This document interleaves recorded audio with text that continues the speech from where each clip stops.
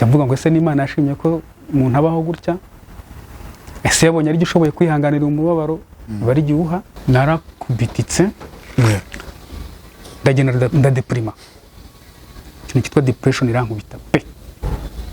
Naho natangiriye kunywa inzoga nyinshi, natangiriye kuvuga ngo nutwo mbonye nadukana terima ivuga ngo atakubakisha inzu nzayubakisha umubiri. Utangiye kwinywera, ntangira kunywa ndanywa koko. Wubakaga umubiri cyangwa warusenyaga? Of course naje gusanga nyuma narawusenyaga.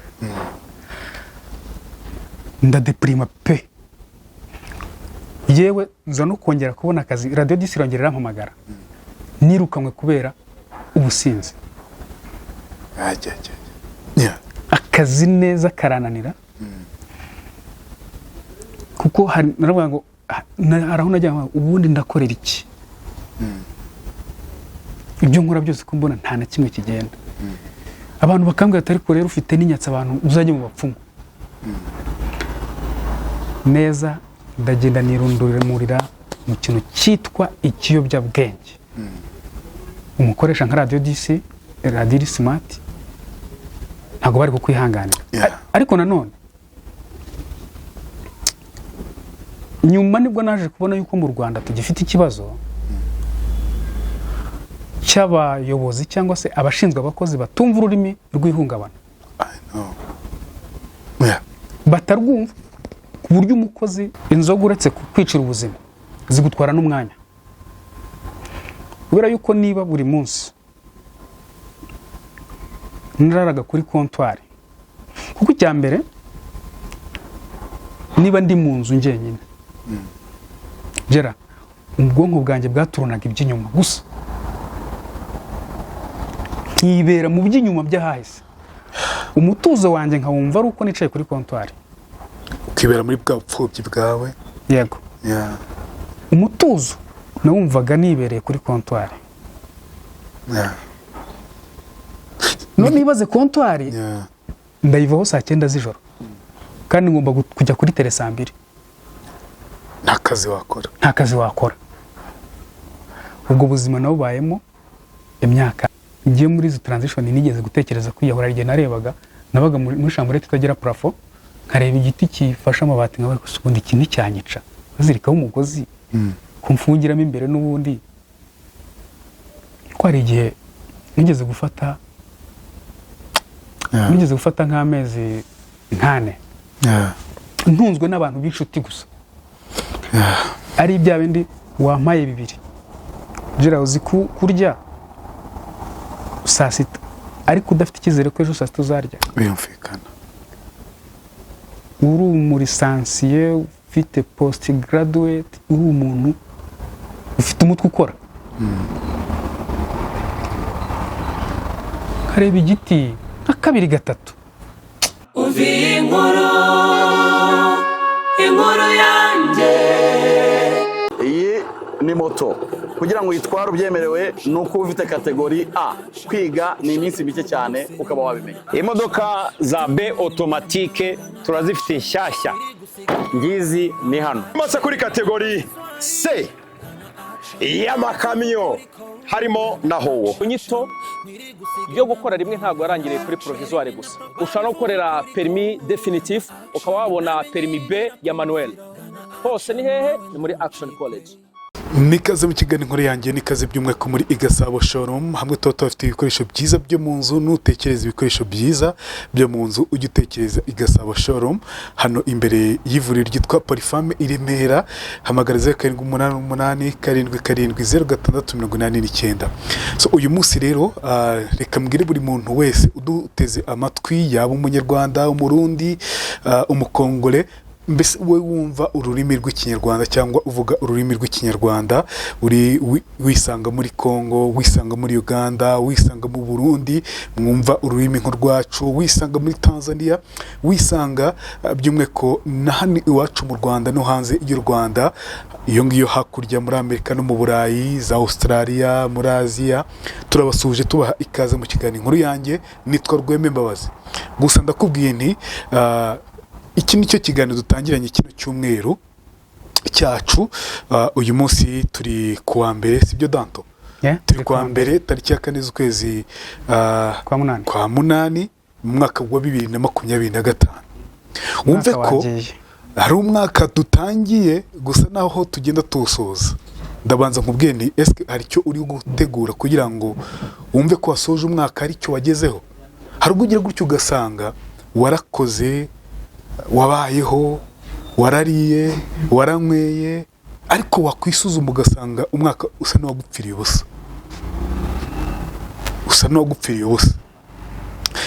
No kwisuzuma nabwo ni ubugabo. Hari benshi cyane navuga ngo batajya bisuzuma ngo barebe bageze kuki mu gihe runaka. Burya kwisuzuma ni ngombwa. Burya gusuzuma uko umwaka wawe, uko ibihe byawe byagenze bituma unategura n'ikindi gihe. So ndikwifuriza kusoza neza uyu mwaka. Urumva mbikubwiye mu kwa munani dusigaje nk'amezi 4 yonyine. Uvuga utima amezi 4 nkora ibishoboka byose kugira ngo n'umwaka nzihe ebana kamwe mvuge nti ntako ntagize, you know, ntako ntagize. So ndi kumwe na Danton Gasigwa, tugiye kuganira ku buzima bwe. Ndabizi ko mwagiye mufasha benshi muri iyi nkuru yanjye, mwagiye mwumva benshi muri iyi nkuru yanjye, mufashwa nayo. Reka mbashimire ko mwarabanye natwe mu kiganiro inkuru yanjye. Ni ukuri nabo tugiye kuzana nk'aba Danton Gasigwa, tugiye tukomeza tubumve, tunababere umugisha biba bikwiye. Danton, tuguha ikaze mu kiganiro inkuru yanjye. Murakoze cyane Gerard. Umeze neza? Meze neza. Ni amahoro? Ni amahoro. Aha, ufite inkuru yawe tugiye kuganiraho. Yego. Ni inkuru navuga ngo y'ibyo waciyemo kuva ukiri umwana muto. Byagenze gute Danton Gasigwa? Ubwo tuguha ikaze n'umwanya wawe. Yego. Mbo inkuru yanjye itangira ku itariki ya mbere y'ukwezi kwa kabiri mu mwaka wa 1989. Ubwo nibwo wavutse? Ubwo navutse. Yego. Ariko ubwo hagati yo kuvuka no kumenya ubwenge haba harimo ibyo twe tudasobanukirwa bizwi n'abatubyaye. Uyu munsi wenda ntashobora kugira amahirwe yo kugira ngo bamfashe kubimenya, kuko amateka hari icyo yakoze turayazi. Ariko reka wenda byo mbyirengagize, inkuru yanjye nyitangire nyuma ya jenoside. Nk'abandi banyarwanda bari bibasiwe mu gihe cya jenoside, njye naje kwisanga nsigaye gutyo ndumwe, ntazi ngo nderekeza he. Ariko nyuma ejo ukabona mubyara mama wawe, gutyo nyine. Uyu munsi ngira umwe mukuru wanjye wo kwa data wacu ajya mbwira ati mbabazwa n'ukuntu umuryango wacu utakuzira taxi voiture. Kandi sogokuru yarabyaye abagabo 11 bari bafite abagore. Utakuzura taxi voiture? Ijyamo abantu 5. Ajya akunda kubimbwira ako kantu iyo twicaye tukaganira. So ibyo wenda ntago nabitindaho cyane. Icyo gihe ndibuka yuko umuntu navuga wampaye ubuzima wo musirikare witwa Gasafari, niwe yankuye Nyamagabe, niho buriya mvuka, ahantu biti Murambi niho yankuye. Uyu munsi hari n'urwibutso. So yaje kunkomezanya, ararwana namfite. Urabo hari intambara zagiye ziba, ntabwo inkotanyi zabohoye igihugu ngo birangire. Abacengezi, zone turquoise uramizi, hari ari zone turquoise, ho ibintu byarakomezaga. Ibyo birakomeje mbayeho kugeza nubwo abonye yuko adashobora kungumana, anyambukana iwabi Bugande. Aravuga ati murere uyu mwana, abantu bampororo, reka mbasuhuze ahantu bita mu Gisharara, kambasuhuze. Nagezeyo banyita Butare kubera ko bari bazi ko bira bice hose hitwa Butare. Nize gukama inka, nakamaga inka 40 z'umusaza bita Nyamurasa, aracyariho. Reka musuhuze. Kuko icyabaye ko umugabo mpungishije wenda ubuzima bubi, aho ngaho Bugande nahise njya mu bucakara. Umwana wakaba yatangira ishuri, bahita banshyira mu kuba umushumba. Kandi noneho ntabwo hari abagira ibintu bita marisizo, ni nk'inzuri ngari. Bahise banshyira mu bintu bita marisizo. Ndibuka ahantu bigeze kunjyana ahitwa Kempene, ndagira inka 80, harimo 40 zikamwa, kandi buri inyana yonsa amata menshi irwara ikibagarira Yego. ku buryo nagombaga no kubizira iyo zagomba iyo hari kugira ipfa. Ikindi harimo abantu batuzaniraga ibyo kurya, kunzanira ibyo kurya, kuragira nari muto. Yego. Ndakunyurira muri make, ntabwo ndi bujye muri detaye. Aho hanaje gushaka uburyo mpivana. Abantu bamporo nkibashimira, ndashima umugabo wita George Sabukuru. Naje kusubira njya kumusaba imbabazi kuko nabonye ubuzima bwanze. Uwo musaza yakundaga kumbwira yuko buri mezi 3 azajya mpemba ikimasa, uko muragiriye buri mezi 3 akampemba ikimasa. Ntibyakunze, ahubwo nahembwe inkoni. Kuvayo rero ngaruka mu Rwanda naribye. Waribye? Naribye nibye umutwaro, ngira ngo icyo gihe havunjaga nk'I1,500 yo mu Rwanda. Nabeshye umudamu, namenye ko yanitabye Imana muri iruko ridashira, yitwa Jovanes. Nakundaga kubera nari mutoya, nijye wajyaga kubahahira mu gasantere ahantu bita Rwentobo. Yego. Amafaranga ndayatwara, ntega imodoka, hari akamodoka kitwaga k'umugabo witaga Rutare, no wajyaga akunda kuzana za kawunga. Ndamubwira nti tugende, ndambuka umuyanja ngaruka mu Rwanda, njya ku musaza, ku mugabo bitaga, yari umupasiteri witwaga Seki. Seki nawe mubwira, ndamubwira nti ndi umwana umeze gutya, ndi imfubyi, nta epfo nta ruguru, ariko ndashaka kwiga. Seki aravuga ati ahubwo nkeneye umushumba w'ihene. Hano mu Rwanda? Hano mu Rwanda, ahantu bita Nyendo. Yego. Ubu ni mu murenge wa Rwimiyaga, niba atari Matimba, mu Burasirazuba. Yes. Umupasiteri witwa Seki arahari, bimwe mvuga abantu baracyahari. Uwo mbona ntabwo cyo ari bumfashe, ntambika hirya ku rusengero rwa bitaga Victory Church, nkahora n'umugabo witwaga Ntambara William.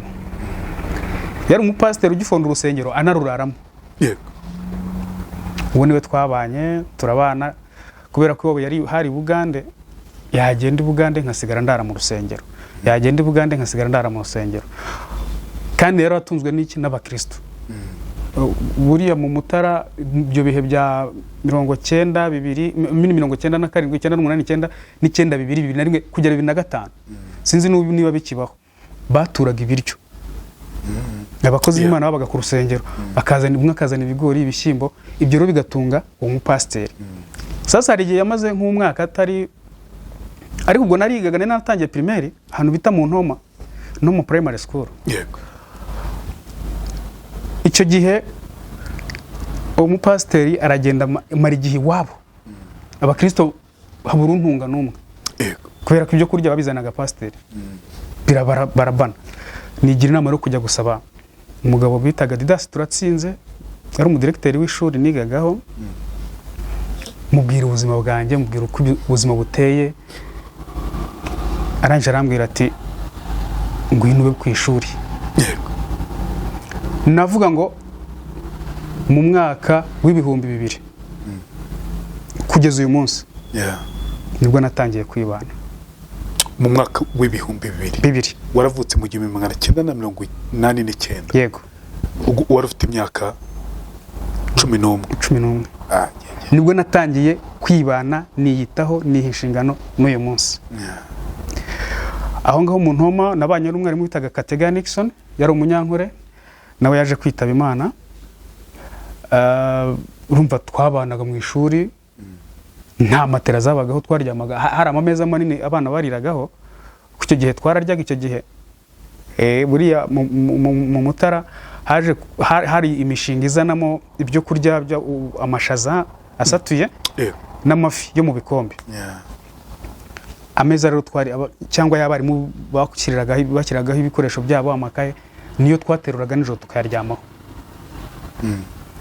Mwarimu twarabanye, ndatsinda, ngo nyine ndimo ndihutisha inkuru, ariko ubwo ntabwo nabwira ngo mu wa mbere, mu wa kabiri, mu wa gatatu, ibyo nabyo wenda byazagira igihe. Ndatsinda kujya muri segonderi.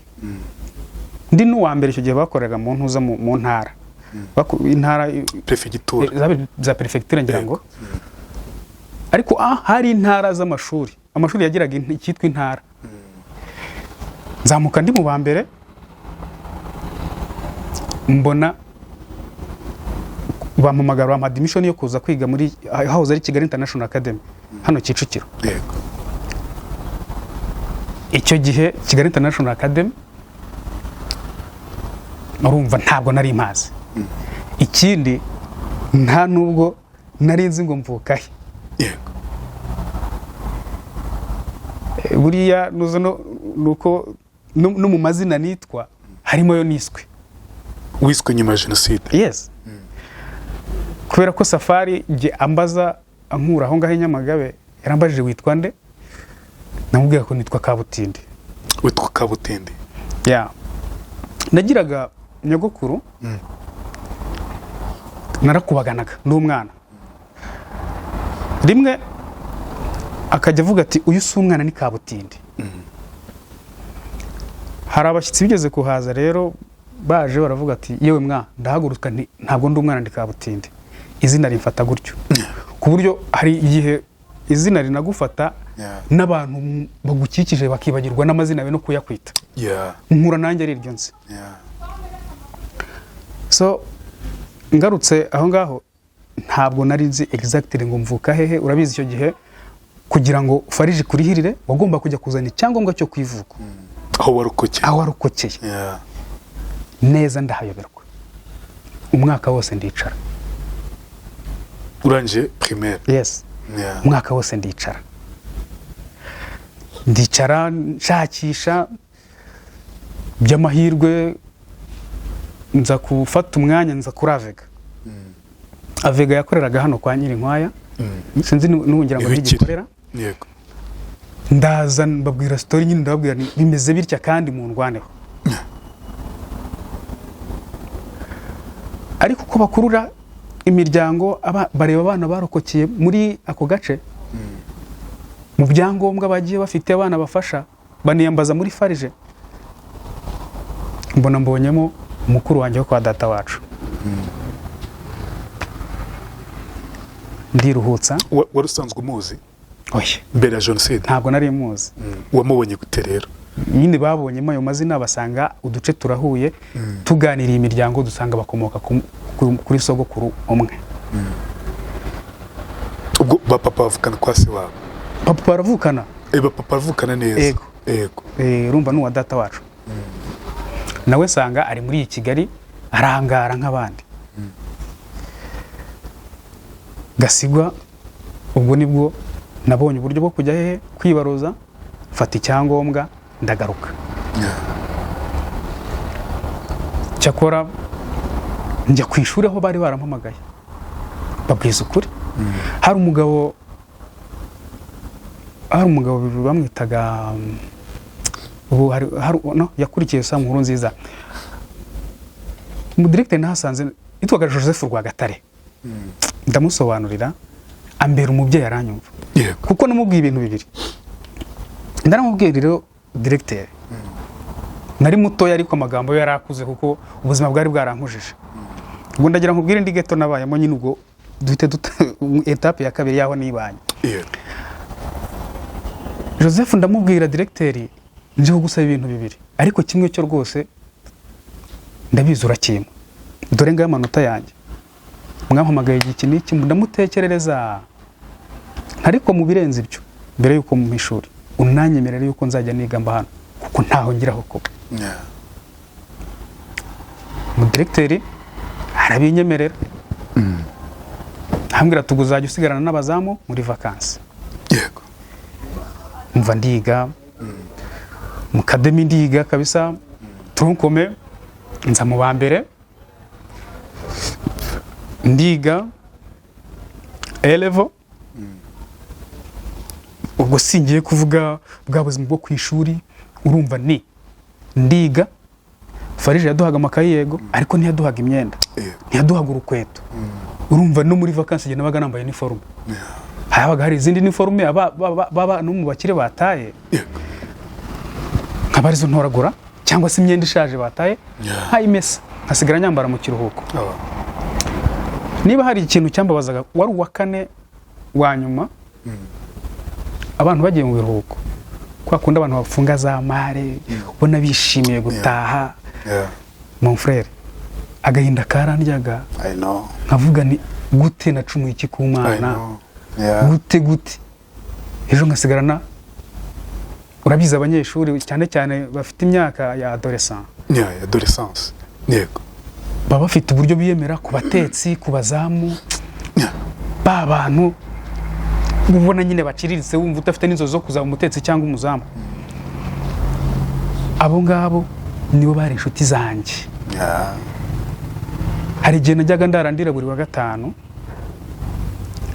nkarira noneho umva niyo mbikuruye hari uburyo ntabasha kubyumva Yeah. bumaze gukura ariko ibyo bihe byarandyaga nanone ikindi gihe cyandyaga ni ugukora amasuku bagenzi banjye bari buze nko ku cyumweru nkaba ntegetswe gukoropa dining ibyumba by'amashuri amadorotwari bazararamo Yeah. of course ntabwo nagomba gukora nk'umwana uri mu rugo Yego. kandi mba ku ishuri Yeah. ubwo buzima narawupeveye imyaka 6 Yeah. ikizamini cya leta ndagikora yewe hanubwo hari haje ya magrade ya ngo umuntu yagize A Yego. nagize za A gusa kuko narujuje ikizamini cya leta Yeah. njye Butare Kwiga i Butare. yego Yego. i Butare nagiyeyo numva ari by the way harakana nibagiwe nshimira bura n'abantu ujye bashimira bakiriho ndangije secondaire twagiragamo ane branche Yego. ubuyobozi bw'ishuri icyo gihe ubutaga ngo sinibuka umuyobozi wari mu burezi waciye ibintu by'amakantine jewe umuyobozi afata risk ati we jya genda saa 10 uzana amandazi dore nta kazi ufite uzajya muri kaminuza uzana amandazi yacuruze hano ku ishuri Yego. saa 11 ugura bazajya aba yarangije kugura batazaduhana ubuzima bubaho gutyo Yeah. Gera uza kandi gahinda gakomeye uzane branche Yego. kurara muri dorotwari wararangije kwiga urara nawe n'abana Bari ku ishuri. baje mu wa gatandatu Yeah. Yeah. ubwo buzima bwarandiye Yeah. kandi nta handi mfite Ho kujya. ho kujya njye Butare hari umwe mu bashuti banjye njya ntekereza ariko nkasanga wenda niko ibintu byari biteye ngeze i Butare ijoro rya mbere Yeah. hari umwe mu bayobozi ba Irish inshuti yanjye ntabwo ndi bumuvuga izina ndamuhamagara yarayoboye Irish ndamubwira nitwa runaka narimbayeho muri ubu buzima nagushakaga nibura icyo gihe Irish bageneraga amacumbi y'abana badafite aho bataha Cyane. ndamubwira nti umbabarire tubonane mbona aho kurara umuyobozi njyayo ntabwo yakiriye neza niyo mpamvu naramugaye cyane arambwira ati ndabona nta bumuga ufite kandi twakira abana bamugaye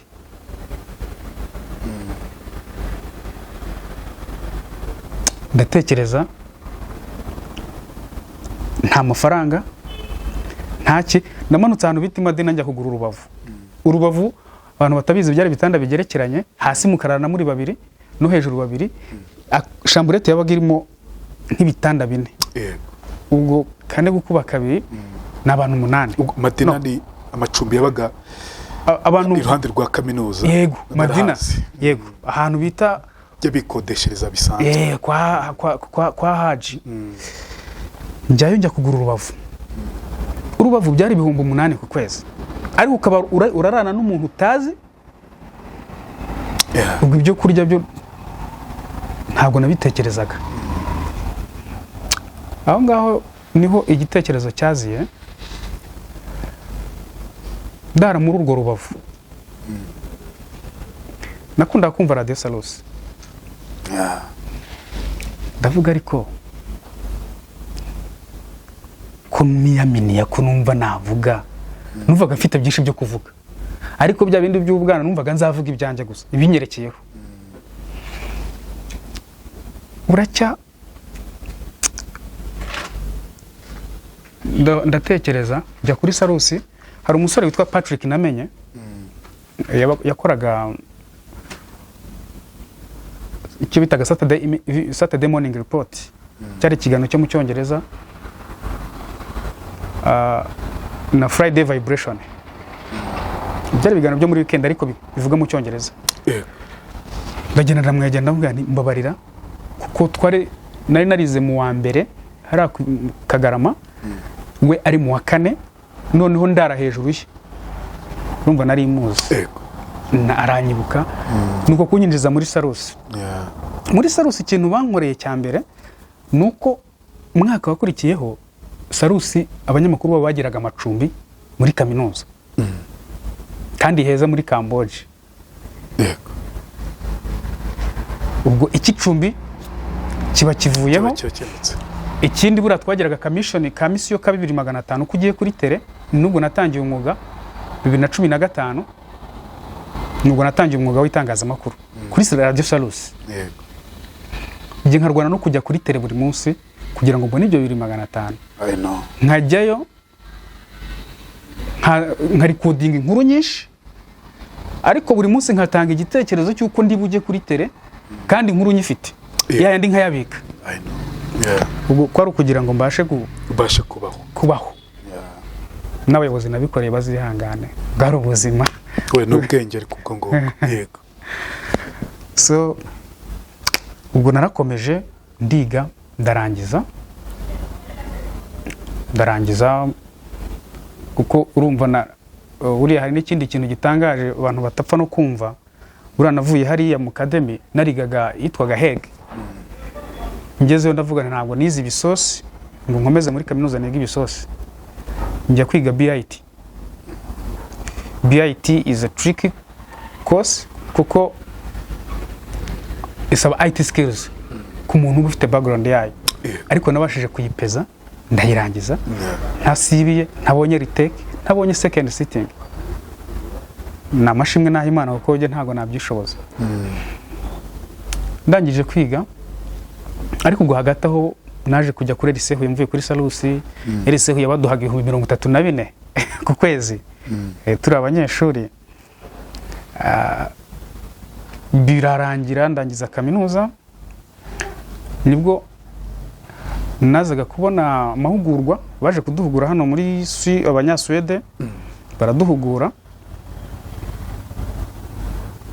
baduhugura mu itangazamakuru ibyo rwose banakunda kose nigaga kuko bari bakeneye abantu ofet muri ambition zabo wabonaga ko bashaka guproducinga aba digital journalists ufite skills kuri IT na skills kuri journalism wabonaga ariko ari yo nyota bafite so barankunda turakorana mu Rwanda barampugura yewe na nyuma baza no kumpa n'ubundi bushobozi kuryo nakuyo ka post graduate ubwo wagiye muri Sweden yego so bagutwaye muri Sweden yabantwayeyo so rero nyuma aho ngaho ngaruka mu Rwanda nibwo nazaga gukora muri as a volunteer muri RBA headquarters narahabaye ngira ngo ni imyaka 2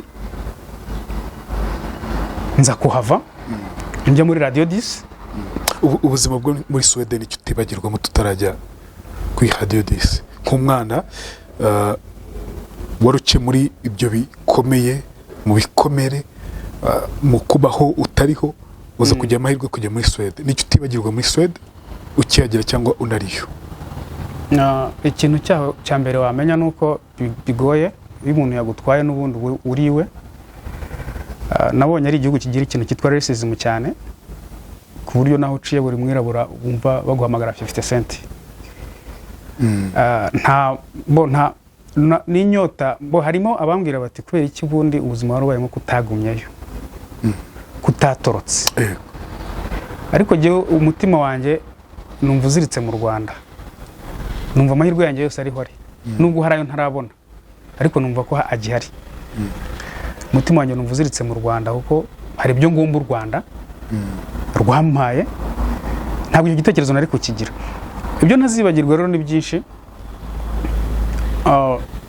kuko njye nigiraga kuri radiyo zabo, nigiraga kuri radiyo zabo ama programme, bo ntabwo bafite programs nk'izina aha. Yego. Niba ari station icuranga umuziki uri loko, nibyo ngibyo. Niba kumva indirimbo zindi baraguhana, niba ari indirimbo z'abana ni station niyo, ibiganiro by'abagore, usanga buri ikintu cyose gifite. Nkuko hano dutegura ikiganiro kavuga ngo ni ikiganiro cy'umuryango, ahubwo usanga hari station ikora ibyo. So muri RBA narahabaye, aba nyine nk'umu volunteer, nza kujya kuri Radio 10. Radio 10 nyohereza gukorera Musanze mu ntara. Ntabwo sinzi niba nakeka ko yari imiyoborere mibi ya radio cyangwa se ari ubukungu butari bumeze neza, baza kuduhagarika kuko ngira ngo twari tumaze amezi hafi agera muri 4.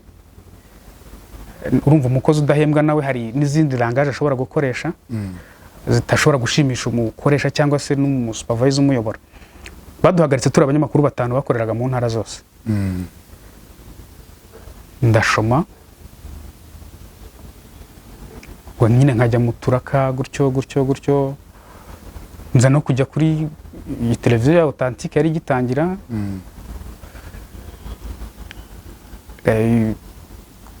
Naje kujya muri transition itari nziza. Itari nziza gute? Nyine mu buryo muri financial. Urumva aho nakuraga amafaranga hari hahagaze. Nyuma rero nza kwigira inama yo gusubira muri RBA. Muri stage. Kugira ndebe ko nabonamo akazi. Subirayo namaze iminsi mike muri COVID. Urumva na COVID imeze nabi, baraduhagarika. Baravuga ati mwebwe mugiye. By the way, burana nakoze n'ikizamini ndatsinda. Basanga nigiriye muri Kenya. Nabaye wa kabiri. Ngarutse nyine bati byararangiye. Hanyuma baduhagaritse muri RBA. Urumva naho cyakora buri RBA yo ku banyamakuru bo kuri tele nubwo budahembwa ubaho, kuko hari tumishoni bagusinyira. Yego. Nge nakereyaga inkuru zijya mu ntara cyane mu baturage, hahandi ku buryo ndi gusinya mission iyo byaba ngombwa nkasinya niyo kurara kugira ngo mbashe kugira utwo saving.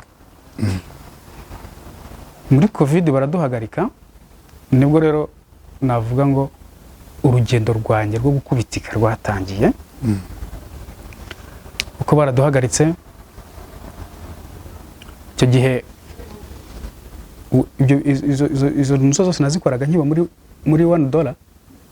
Ukoraze kutubwo kwaje no kujya muri $1 campaign. $1 campaign nagiye 2015. Wigenze gute rero? Urumva nari muri nkiba mu Kademe, niyo hari mu Kagarama. Ndi mu mwaka ngira ngo wa 6.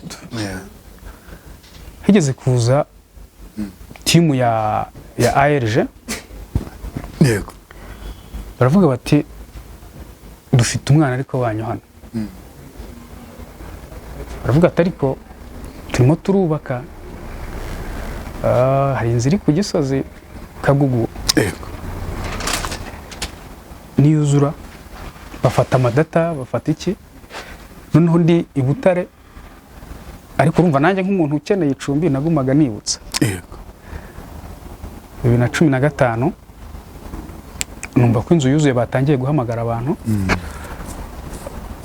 Nari mfitemo n'ibyitso.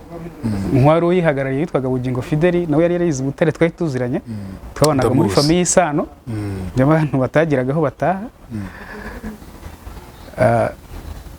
Nkaneka nza kugira gute, nza kumenya ko bayitashye, ndahamagara. Cyakora mu gihe ndi guhamagara nsanga bari bataragera ku izina ryanjye, ariko ryari riri ku rutonde. Yego.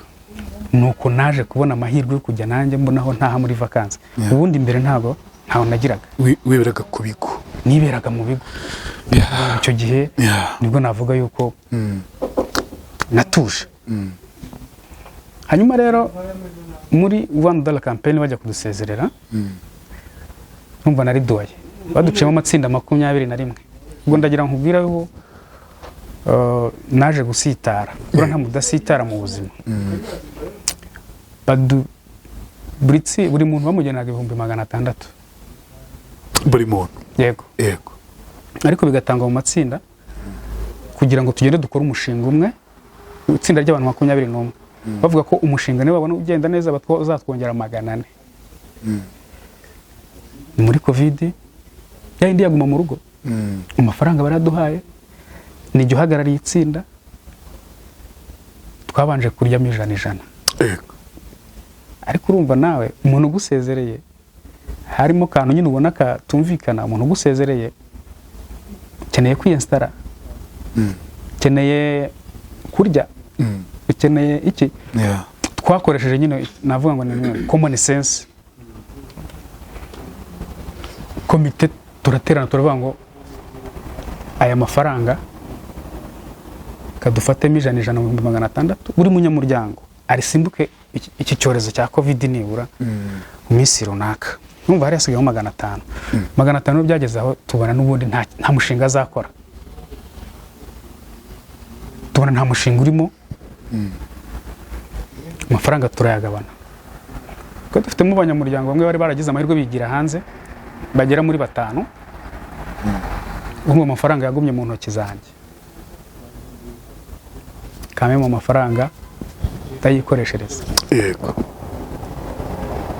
numvaga umuntu uri muri Amerika atazakenera 500 numvaga umuntu uri Canada atazayakenera bari baragize amahirwe bo baragiye yes ndayakoresha ariko ibyo nyakoresheje birahomba ntago wenda ngiye kubijyamo buriya n'igihe dushora amafaranga tukanayashora hatari hazima ku buryo niyahombye nta gikurikirana ayo rero naje kuyazira ndafungwa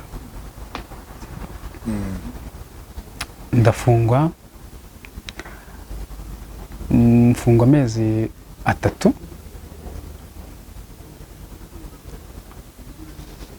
amezi 3 ndafungurwa kuko niyemeje kwishyura nawe ni mu mfungure jewe nzakora nishyura igihe natanze nacyo kigera nta kazi ndabona nari mfite inzu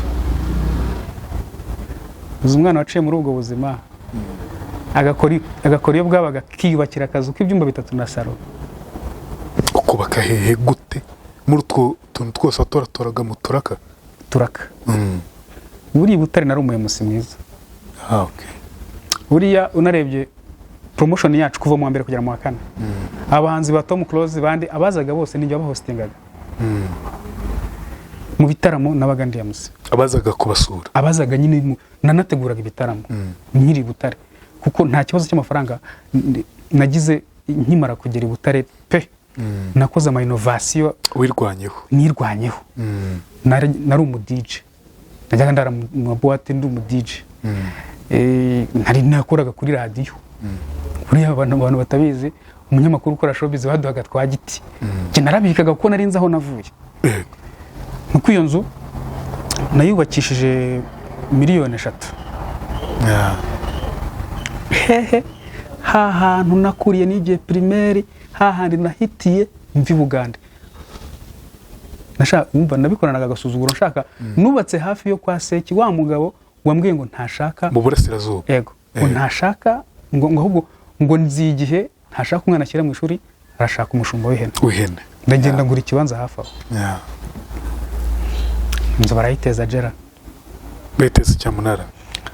bayiteza icyamunara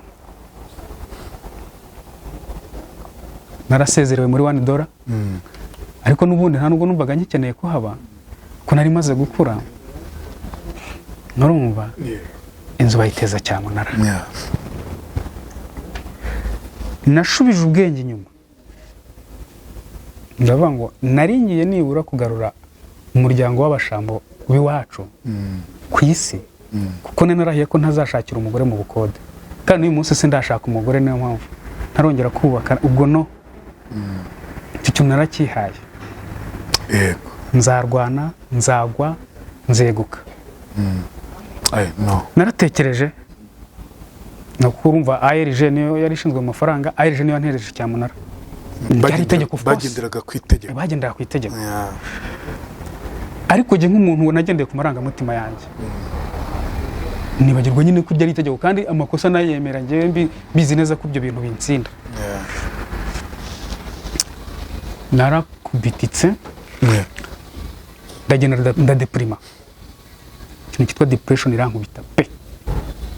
Naho natangiriye kunywa inzoga nyinshi, natangiriye kuvuga ngo n'utwo mbonye nadukana terima ivuga ngo atakubakisha inzu nzayubakisha umubiri. Yeah. Utangiye kwinywera. Ntangira kunywa, ndanywa koko. Wubakaga umubiri cyangwa warusenyaga? Of course naje gusanga nyuma narawusenyaga. Ndadeprima pe.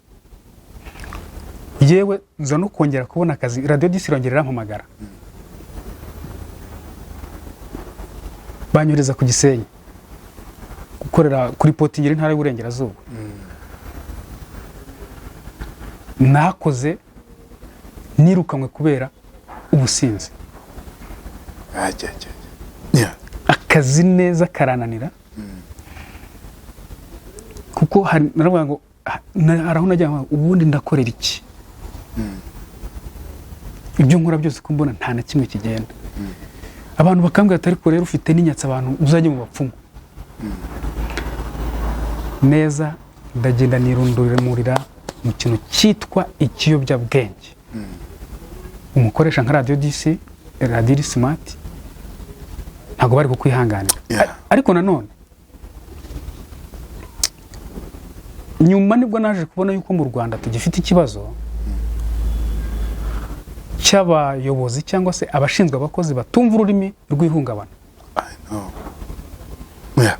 Batarwumva ku buryo umukozi ashobora kugira icyo kibazo, nibura no mu bigo bura byakabaye bigirana counseling unit, ku buryo umukozi ashobora kugira ikibazo akaganirizwa, ikigo ntikibimenye, ahubwo umuntu arahindutse umwanya nk'uguhumbya, bo bakabibona ukundi, ahubwo umutu ukaba wo kumwirukana. Kandi wirukanye umukozi ufite ikibazo, umukubiye nka 5 cyangwa 6 ku kibazo yari afite.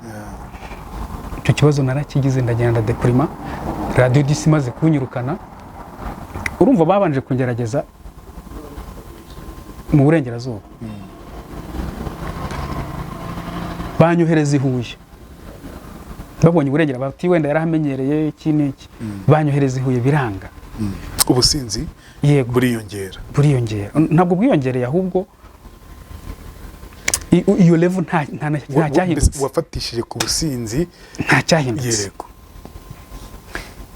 Baranyirukana kuko ihutareho nta n'ukwezi kwashize. Wakoraga iki muri uko kunywa inzoga, ibiyobyabwenge? Ibyo nakoraga gute? Ndavuga ni iki kibi wakoraga ku buryo cyatumaga utita ku kazi? No, buriya kuko arimo abantu banywa ariko bakanakora.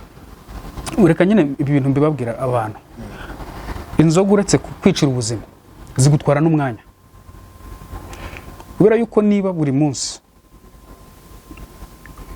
niraraga kuri comptoir, kuko icya mbere niba ndi mu nzu njyenyine, gera ubwonko bwanjye bwaturunaga iby'inyuma gusa,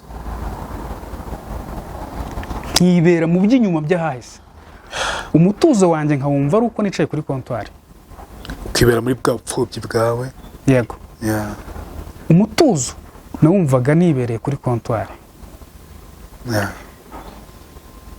No nibaze comptoir, ndayivaho saa 9 z'ijoro, kandi ngomba kujya kuri tele saa 2. Nta kazi wakora. Ubwo buzima nabubayemo imyaka 2. 2023 barakaraba. Ukwezi kwa 2 barakaraba neza. n'ubu hari igihe njya kuganiza HR Gasongo nkavuga nti Gasongo byari ibibazo ati reka ati umva yewe na Deje Auguste yavuga nti nyabuneka byari ibibazo by'ibintu bati umva waratwemeje kandi niba Gerasi ntabwo ari ukwitaka n'abantu babizi bazakubwira mu bari porta base kuri field reporter mu bazima nanditse script je nicaye nko kugura script nkayidoda bien ukora ibintu bizima ni bake banje imbere ariko depression ndagenda deprima nkumva yuko jewe ntari kuri comptoir nta bundi buzima bushoboka. Ibintu watekerezaga cyane hahise byahoraga biza umunsi ku munsi muri bwa buzima bwose watubwiye waciyemo niki cyaganzaga ikindi Gera jewe na ikintu n'ubu kijya kinzamo uzi kubaho utabizi neza niba so yarapfuye cyangwa ariho wabonye umurambo we wamushyinguye nta n'umwirega cyangwa se ngo avuge ati bimeze gutya abavandimwe the same sibyo nanone ikindi na mama birumvikana yes icya kabiri ukaza gutekereza buragera niba hari ikintu cyandiye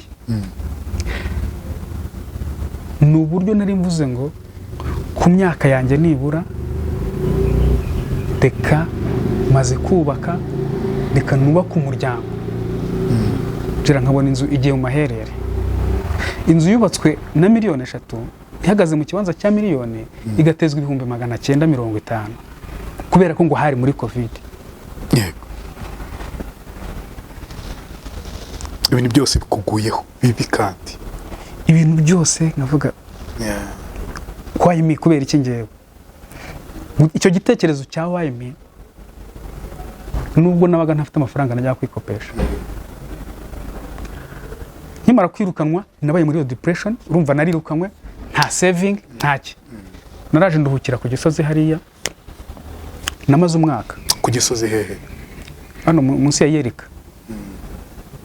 munsi ya Yerika muri ghetto mbese mu kageto naragiye mfata chambrette ikintu cya mbere nta muntu nashaka kugeraho unsura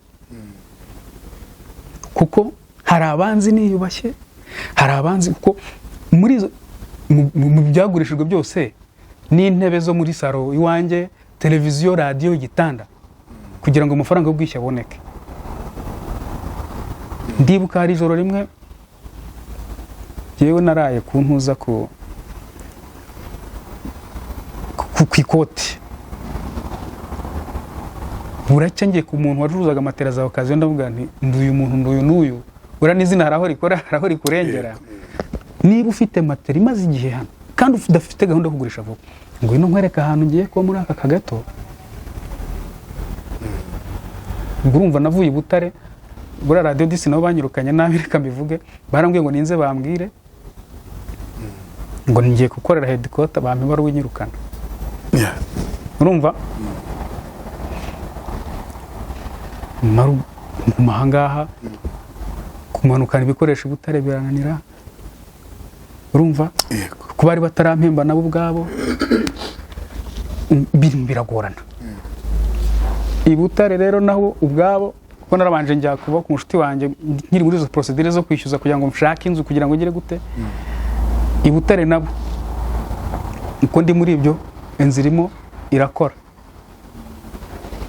sindi bubishyure Gera ndagenda ndakubitika njya muri transition mbi ku Gisozi nahamaze arige namaze amezi agera muri ane ni nakugenda witwa Bihemu yes Bihemu aho utishyura inzu aho yes wafashe amadeni byose Bihemu byo ni ikindi kibazo kubera yuko hari igihe namaze amezi ane hano ku Gisozi nkwepana n'umugabo nyirinzu mba mu nzu agashambrete ba muri chambrete 40 yarananiye kuyishyura ntabwo ari kera wabonaga ayo kwishyura ayo kunywa inzoga No. cyangwa wahise uzireka? ntabwo icyo gihe naragerageje ndazigabanya kubera ko nabwira ngo therapy yose ibaho ya depression nagize ni njye wayihaye kuko nayiganirizaga yambwiraga ko ari ubusinzi. Ni njye wihaye therapy kugira ngo nk'abantu banzi 2024 na 2023 ntabwo uyu munsi ntabwo ariko banze icyo gihe wari kunyweraho amazi. Wari warahindutse gute ku isura turi kukubona ufite fresher mva n'amavuta ntiyamfataga kuko ikintu cya mbere no kurya byari bigoranye. Gera icyo gihe bakimara kunyirukana kuri radio 10 nagerageje umugabo witwa Yongwe yari afite televiziyo hafi aho ku Gisozi. Ya depression nari mfite Yongwe yikuba 7 kubera ko arakubwiye ati genda okay inzu humura amafaranga ukwezi ukuntu nzajya nkwishyura 250. Yo uri abakoresha babi baragatsindwa n'Imana. Umve ngo nagiye mfatika y'ahantu kuri boutique urumva ufata iyo umuntu akubona kuri televiziyo uvuga kuguha ikayi ntabwo byamugora kandi azi ko muturanye. Ukwezi kwa mbere ukwa kabiri ukwa gatatu ukwa kane ubwo na nyine inzu niko mubwira mbona ibintu biranze ahubwo ku buryo kuva iwanjye hari utuyira tubiri umucuruzi yategeraga muko hepfo nyiriza agategera mu nzira ya ruguru bigeraho akazi ndagahagarika kubera ko sinahembwaga nakoreshaga amatike. Ibyo bintu nabyo bimbera ikindi kibazo. Nza gutekereza kujya urumva izi ministeri zifitaho ibigo bishamikiye kuri ministeri y'ubuzima ati dufite ikibazo cya depression mu Rwanda nkabyumva ku maradiyo nkabisoma kuri social media iki ariko turacyafite ikibazo. Ayo nacyo ngira ngo wenda mbwira abantu hano abantu bafite depression ariko abantu bumva ururimi rwa depression ni bake cyane. Mu bigo bitandukanye ibigo bya leta abikorera umuntu ashobora kugira ikibazo kuko ngiye muri izo transition nigeze gutekereza kwiyahura igihe narebaga nabaga muri chambre itagira plafond nkareba igiti kifasha amabati nkawe kusubundi ikintu cyanyica bazirikaho umugozi kumfungiramo imbere n'ubundi ko ari igihe nigeze gufata nk'amezi 4 ntunzwe n'abantu b'inshuti gusa ari ibya bindi wampaye 2 jira uzi kurya saa sita ariko udafite ikizere ko ejo saa sita uzarya biyumvikana. Uri umurisansiye ufite post graduate uri umuntu ufite umutwe ukora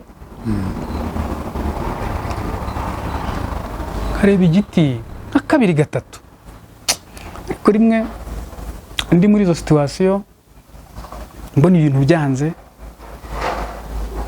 narabyutse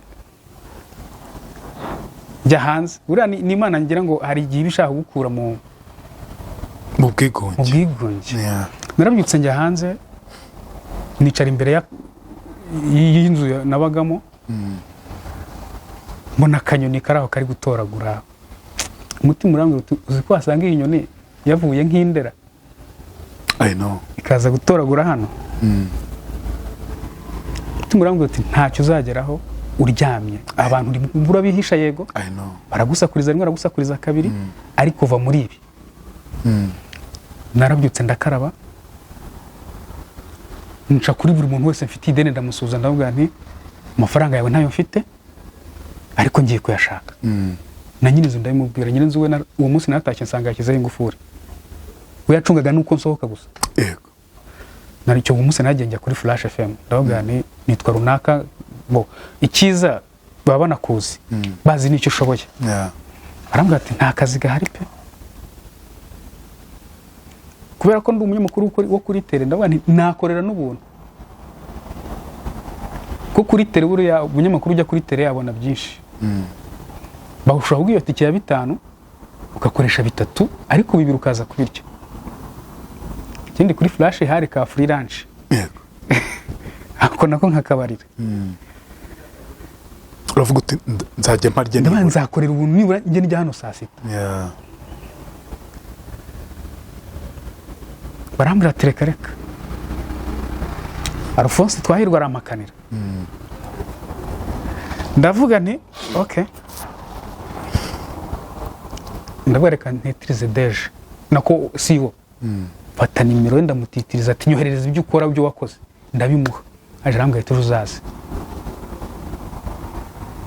Njyayo. Bya bibazo biri mu mwuga w'itangazamakuru ryacu hano mu gihugu. Ibyo nizeraga ko ngiye gukavaringa bibazo. Amafaranga wapi? Amafaranga arabura. Okay. Ukwezi kwa mbere, kwa kabiri, kwa gatatu. Kandi none nkagira defo yo ariko ntabwo navuga ngo ni defo. Kuko iyo uzinduka ujya gutega ujye gukorera umuntu wena n'ubugegene nagendaga n'amaguru nta nayimaze kwimenyera ariko ntuhembwe ni defo. I know. Na flash naho mbivuyemo. Hakaba n'aba YouTuber baza kumbwira batari ko rero D'Antoni waduha ibiganiro ibingibi. Hari n'umuntu umenya n'ubuzima urimo agashaka no kuguprofita. Hari nk'abantu bari hanze bajyaga bambwira ngo barashaka kunge mbahangwe inkuru ngo ziri untold, ngo zazindi zitavugwa zo mu gihugu, ngo nzaba ndi anonymous. Ariko natekereza igihugu cyanjye aho cyamvanye n'iki ngavuga no uyu munsi ndashonje ariko ejo nshobora kurya. Yeah. So rero navuga ngo dusoza uyu munsi ubayeho gute D'Antoni? Munsi se still ntabwo ndabona akazi. Uraho udafite akazi? Nta kazi ndabona. Ni bya biraka ushobora kujya ku YouTube runaka nkajya bya bindi byadutse byo gusesengura akamiyo transport. Hari ukuntu umuntu ajya yibaza bitewe n'ubuzima yaciyemo, bitewe n'ibyo yahuye nabyo, ukavuga uti iyo data, iyo mama, iyo ngira n'umuvandimwe n'umwe simba mbayeho gutya. Ujya utekereza kwa kundi handi wageze aho uvuga uti kubera iki why me? Wajyaga wicara ugatekereza ukavuga ngo iyo mba afite umuryango simba nabaye gutya, iyo mba narabonye jenoside. Jera, hari igitabo ndi kwandika cyitwa My Black Page. My Black Page. Gikubiyemo inkuru yanjye. Gikubiyemo inkuru yanjye. Kimwe mu amagambo ashobora kuzagarukamo inshuro. Yego. Nyinshi. Ni inshuro natekereje vuga nti ubundi iyo nza kugira data cyangwa se iyo ntaza kuvuka muri ubu bwoko uyu munsi nakabaye ndundi muntu. Ibintu biza kenshi. Hari aho ngera nkabona ko nakabaye mfite unshingira inkoni. I know. Icyo kibazo kikaza, icyo kibazo kikagaruka. Uyu munsi ubuse kera ubundi so yaranaguhituraga uze imyaka 30 na giye kujya muri 40 utarashaka umugore. Nta mugore ntaki. Ubona iyo utaza guhura n'ibyo bibazo uba warashatse nakabaye nanuzukuruje. Kuzukuza byo ni ibindi ntago ari ibindi data yashatse afite 18. I know. None se ubwo ngewe uyu munsi wenda 36 ntabwo iragera, ariko tugikubye kabiri narashatse nanjye afite 18 se nibura 40 ntago umwuzukuru ntago abahari. Nakabaye ndi hafi kuzukuruza. Ariko nyine hari abadutesheje umugisha wenda ndavuga ngo ese n'Imana yashimye ko umuntu abaho gutya, ese yabonye ari gishoboye kwihanganira umubabaro bari giuha, ako nawe urakugoye, ariko nanjye ni umutwaro ugoranye. Birashoboka wenda ko yari kuba undi muntu ntabyitwaremo neza nk'uko ndi kubyitwaramo. ubona warikoreye umusaraba wawe, reka ngwite umusaraba nubwo atari umusaraba ibyo ari by'abakristo, ubona warikoreye umusaraba wawe mu buryo bukoroheye, ahubwo mbaza ngo uwikoreye ukuremereye ku ruhe rugero? yego rwose ukuremereye gute Dante? Umutwaro uvunanye. N'umutwaro uvunanye, uretse wenda ko uyu munsi hari level y'imyumvire maze kwiremamo.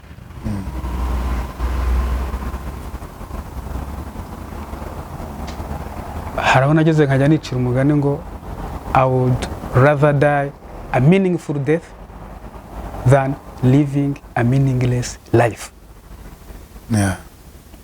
Kutumva icyongereza nari guhitamo aho kubaho ubuzima bubi, nakabaye kubaho igihe ubuzima mbayemo budafite igisobanuro, nakabaye narapfuye nibura ariko mbayeho ubwo buke ubuzima butoya ariko busobanutse, urupfu rusobanutse. Ni ibintu. Yego, none se mbwira, uyu munsi uracyanywa inzoga kwa kundi, uracyari mu nzira? No. Kamemo nkiri wa wundi ntabwo akabimbona kuri iyi kamera yawe. Oya. Nabwiye ngo nagiye muri depression ntabigizemo uruhare. Ariko nihaye umugambi wo kwisohokamo giye mbigizemo uruhare. Kubera yuko nakabaye nabi igihombo kandi cyababaza benshi. Nabi igihombo cyababaza benshi. Hari umugabo witwa Silvanus Karemera akinyobora mu makuru. Njyaga mbwira ati wa muhungu we uri diyama iri mu mwanda. I know. Arangiza nambwira ati nawe nushaka kujya ubyiyaturiraho buri munsi. Ngati uyu munsi uri umustajeri hano. Ariko inkuru yawe kuki ariyo mpitamo kugira inkuru y'umunsi. Uri umustajeri dufite abasiniye hano. Uri diyama iri mu mwanda. Gukomeza ubwo buzima rero nanyuzemo ahahise hanjye. Hari benshi naba ndimo guhemukira. Silvanus yakoraga kuri RBA, yari umuyobozi mu makuru, umva ko yakubwiraga ikintu gikomeye cyane kandi n'uyu munsi agakwiye kugenderaho. Uyu munsi Danton Gasigwa hari ikintu avuze ngo wumvaga ushaka gukomeza izina ry'umuryango wawe ukongera mugashibuka, izina ry'abashamba mukongera mugashibuka, mukongera mukabaho biturutse kuri wowe ukabyara, byose ubuzima bugakomeza, ugashaka umugore ukubaka ubuzima. Uyu munsi wumva ufite ikihe cyerekezo? Uracyafite muri wowe cyangwa inzozi zarahagaze? Inzozi ntago zirahagarara, ahubwo urazitinza bitewe na situation urimo. Ntabwo iyo utarabasha kwitamika, utarabaza guhaza indimwe, ntabwo ari byiza kwihutira kuzanamo izindi nda. Ibyo ntabwo bigutera depression handi uvuga uti ku myaka yanjye nagakwiye kuba nkora iki? Ni umuti jewe numva ko ari igikombe nagenewe kandi ngomba kunyweraho. Igihe kizamenekera simbizi kuko wakimaye ni uzigihe. Ntabwo ngomba kubyinubira. Wumva ejo hawe hameze gute Danton, uhashushanya gute? Ejo hanjye ni heza. Ejo hanjye ni heza kuko ntabwo ndi umunebwe. Sindi n'umuswa. It's a matter of time. Iyo wabuze itike, iyo wabuze amafaranga, iyo wabuze kwishyura, byanze bikunze ko nta kazi ufite, wumva bimeze bite? Wihanduringa gute mu mutima wawe? Ni ibintu bikomeye, ni ibintu binkomerera. Hari igihe numva wenda nk'akazi, interview wenda iri Nyamagabe Nyamasheke, gimaze kurata ama interview agera nko muri 10. nkareba itike iri bungezeyo nkasanga nayo mfite, kandi mu by'ukuri najya kureba nkasanga za nshuti zanjye za hafi zose narazihamagaye ngiye nko kuburara, ukaba uti nongere koko umutima ukanga nkavuga ati ibyanjye bizaza. Nuko ubwo nibwo buzima, gusa jyewe ntabwo nemera ko mbuziritsemo. One day bizaza, it's a matter of time. Kuko ntegereza ko none se hari ntagahora gahanze, ntagahora gahanze kuko niba ari igikombe nzi neza ko nta gikombe kidasaza. Yego, dusoreze ku iki kibazo. Mu Kinyarwanda avuga ngo amarira y'umugabo atemba agwa mu nda. Waciye mu nkuru zidasanzwe, kuba wari ufite umuryango munini ukisanga gutya, utarigeze ubona aho uba mu miryango, utarigeze ukaba ujya uba ku ishuri ntibiba. Ndabizi hari abanyeshuri benshi twiganye nanjye babayeho ubuzima nk'ubu, bibera mu bigo by'amashuri. Hari umuntu utazi ko buno buzima bubaho, ushobora kumva ngo njye nabaga ku kigo cy'ishuri, akumva ntabwo bibaho. Byabagaho muri segonderi, abo twiganye muri kaminuza. Nanjye nari mu bantu bafasha abo bantu kubona ayo macumbi muri kaminuza.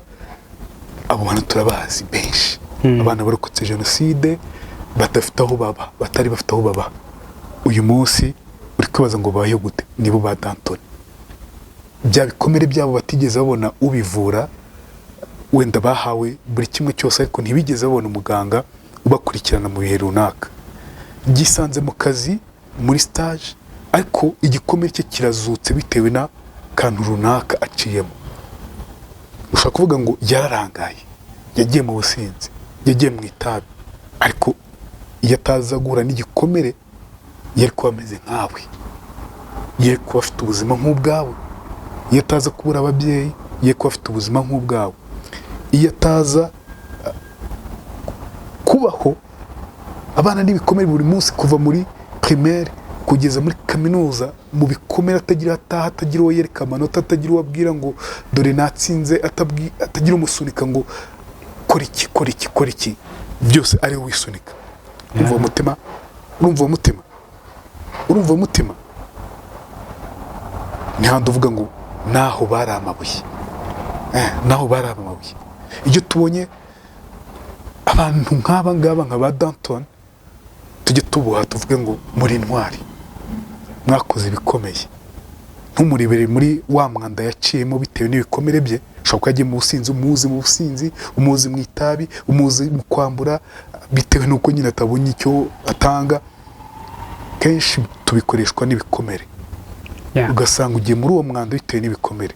Uko ubonye akakureba gutya kuko atazi ahashize hawe, ntabwo azi ahahise hawe, ntazi ibyo waciyemo, ntazi struggle zawe, ntazi ko wirwaniriye kuri buri kimwe cyose, ariko one day ibintu bigaturika bikamurenga. Ahantu tujye tuhibaza. Ni naho ushaka kukubaza nti kugira ngo n'umuntu uri kutwumva muri kano kanya, uko ku nkuru yanjye dufasha abantu, reka mvuge nti abana nk'aba ngaba si uko uri umwana, ahubwo ni uko uri umwana w'umunyarwanda w'u Rwanda. Nk'aba ngaba bakeneye support yacu. Niba waragize imana ukaba warakuranye n'ababyeyi, ukaba wenda warafite abakureze mu muryango, tujye twibuka ko babandi bo bakurira na bya bikomere n'uyu munsi bikabagora kuba muri sosiyete. Sibyo? Hari abareza abana nabo bafite ibikomere, ugasanga ntiyakiri igikomere cyawe, ahubwo agiye kureba amafuti ye. Kuki utabanza kuvura ibyo bikomere bye ngo uri ko atakubera umwana muzima? Ariko nakora ikintu uhita umwirukana mu rugo iwawe, ukoze iki? Ntacyo. Nagira imana agahora n'umufasha. Ejo bundi wa wundi uzajya umubona wumva isoni zirakwishe. Kuki nigeze mfasha wa mwana? Danto, umuntu wifuza kugufasha agufashe rwose. Ndizera ko ubuzima bwahinduka kandi ukabaho. Sibyo? Numvise wakora ibigo bikomeye, RBA, Radio 10 n'ahandi hatandukanye za Flash, aho hose. Wagiye muri Swede kwihugura mu itangazamakuru, n'ibindi bitandukanye. Urumva ko uri boro, uri diyama wa mugani. Yeah. Hari ukuntu bajya bavuga ngo amarira y'umugabo atembagwa mu nda. Hari igihe utajya wibagirwa amarira yawe agwa ukisanga urimo urarira noneho atagwa mu nda. Kenshi ndarira. Kenshi ndarira, ariko nakundaga kurira kuri uwo munsi nakubwiye. Uwe munsi? Hari umunsi wo kuwa gatanu iyo abanyeshuri bapakingaga kuwa kane bari butahe kuwa gatanu bajya mu biruhuko. Genda ubusigare ku ishuri. Uzi ko ntaho utaha wowe? Nzi ko ntaho ntaha. Ngiye gusigara mu kigo cy'ishuri, mvidura amatuwarete, nkata indabo, mvomerera imboga, mvomerera indabo. Noneho ikindi dorotwari yararagamo abantu 200 ari byo yiraramo njyenyine. I know. Uwo wa kane. Yeah. Warandyaga. Mu gihe abandi bari gupakinga bishimye, bapakinze baratashye barishimye. Dukumbuye papa, dukumbuye mama. I know. Ikindi cyandyaga kuri visite. Yeah. Kuri visite nararibwaga. Ufite uburo umwana, iyo uri umwana wumva nawe kwiga ibyiza nk'abandi. Birumvikana. Hari agashusho ujya wibuka ka famiye yanyu nubwo ari mutoya? Mbo jewe nibuka uwo nibuka ni nyogokuru niwe twari kumwe cyane. Ko nibuka ko we ajya gupfa bamwisha arimo gufata inyana. Babanje kuza gusahura inka imwe be banayiciye mu rugo rwose, bayihereye ku maguru, ibitsi by'inyuma baratema. Izindi uko bazisohora mu ntuza mu rugo rw'inka, umukecuru aravuga ati n'uyu mutavu yunamye kwa kundi urabona umutavu ushaka kufata neza, ufata akaguru k'inyuma kugira ngo umutavu nakanyana gato. yawukuruye gutya bamukubita ubuhiri hano agwaho. Ibyo ntabwo njya nkunda gushaka kurura iyo image, iyo shusho, kuko ni ibintu bitajya bingwa neza jewe. Ntabwo bijya bingwa neza no kubivugaho no kubitekereza. Birumvikana. Yeah. Naho mwara abagabo, reka dusoze. Danto, uvuga nimero ya telefone yawe ku muvandimwe uri kutwumva, inshuti yanjye warokotse jenoside yakorewe Abatutsi, uyu munsi ukaba umeze neza, uzi ibikomere by'uwarokotse jenoside yakorewe Abatutsi, uzi akababaro k'umwana w'imfubyi, uzi ibikomere umuntu acamo bigatuma yishora mu nzoga, mu biyobyabwenge. Uyu munsi ukaba umeze neza, Imana ikaba yaraguteye iteka. Ufashe Danton ubuzima bwe buhinduke kuva uyu munsi. Azampamagara ambwira ati rwe, uyu munsi ngiye gutangira page yindi y'ubuzima ya black page. Avuga ati nzayandikaho, ariko nzavuga ko nabonye indi page yindi iriho urumuri. Vuga nimero ya telefone yawe Danton. Mbere yo kuvuga nimero, sinzi abantu nabonye